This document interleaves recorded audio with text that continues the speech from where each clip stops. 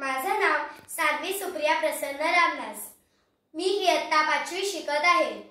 मी आज तुम्हाला काही श्लोक म्हणून दाखवणार आहे।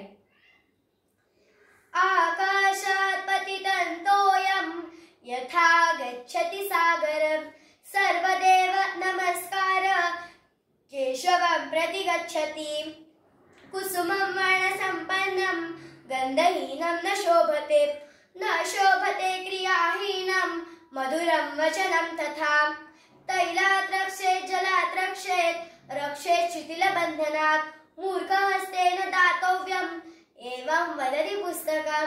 रामाभिषेके जलमाहरन्त्या हस्ताक्षुतो हेमघटो युवत्याः सोपानमार्गेण करोति शब्दं ठं ठं ठठं ठं ठठठं ठठं ठं।